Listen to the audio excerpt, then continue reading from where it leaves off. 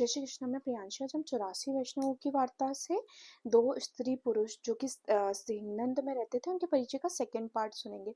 जब इनका 10 वर्ष की उम्र में ही विवाह हो गया तब इन दोनों के मन में विचार आया कि श्री ठाकुर जी ने बड़ी कृपा करके हमें मनुष्य का जीवन दिया है।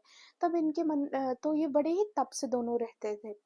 जब एकादशी आती तो स्वयं पूरा निर्जल रहते थे, कुछ भी खाते पीते नहीं थे, जमीन पे सोते थे। और जब कार्तिक मास आता तो एक दिन फलाहार करते और दूसरे दिन सिर्फ मतलब निर्जल रहते, कुछ भी खाते पीते नहीं थे। इसी तरीके से तप करते करते ही अपना जीवन निर्वाह कर रहे थे। तो इनके माता पिता ने समझाया कि तुम्हें श्री ठाकुर जी ने इतना द्रव्य दिया है तो तुम अभी सुख से रहो, अभी इतना तप क्यों करते हो, अभी तो तुम्हारी इतनी कोई एज भी नहीं है, इतनी उम्र भी नहीं है तुम्हारी, 10 वर्ष में इनका विवाह हो गया था।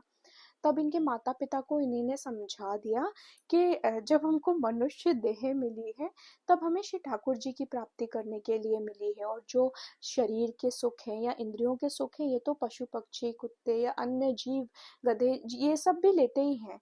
तब इनके माता पिता ने भी इनको फिर समझाना बंद कर दिया। तब एक बार माघ मास में ये सरस्वती नदी के अंदर खड़े होकर तप कर रहे थे।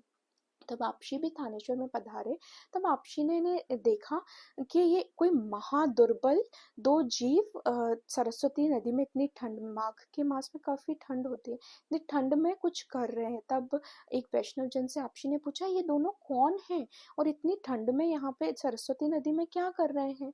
तब आपशी को उन वैष्णव जन ने बताया कि ये दोनों स्त्री पुरुष इनके माता पिता की बातें नहीं सुनते और बड़े ही अभाव में और तप के साथ अपना जीवन व्यतीत कर रहे हैं।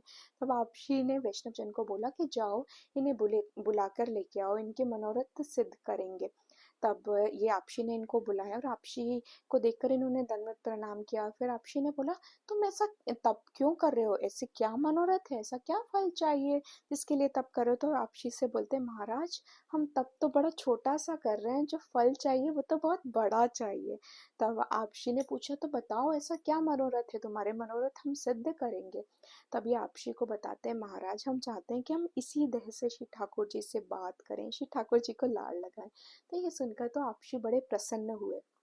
तब आपशी ने कहा कि तुम जितना तप कर रहे हो उस तप से तुम्हें श्रीनाथ जी मिले ना मिले, श्री ठाकुर जी मिले ना मिले, पर अगर तुम श्री ठाकुर जी की सेवा करोगे, श्री ठाकुर जी का सुमिरन करोगे तो तुम्हारे मनोरथ सिद्ध हो जाएंगे। और जब हमने गोविंद दास जी का प्रसंग सुना था तभी भी हमने एक बात सुनी थी कि श्री ठाकुर जी को कष्ट होता है अगर हम अपने शरीर को कष्ट देते हैं या फिर हम भूखे रह के सोचते हैं कि हम तप करके श्री ठाकुर जी को प्रसन्न कर लेंगे। तो ऐसा पुष्टि मार्ग में से भूखा रहने का कोई नियम नहीं है। और आपशी अपने स्वयं श्रीमुख से यहाँ पे बता रहे हैं कि तुम श्री ठाकुर जी की सेवा करोगे, उनका सुमिरन करोगे तो श्री ठाकुर जी को तुम इसी जीवन में प्राप्त कर सकते हो। जय श्री कृष्ण। श्री वल्लभाधीश की जय।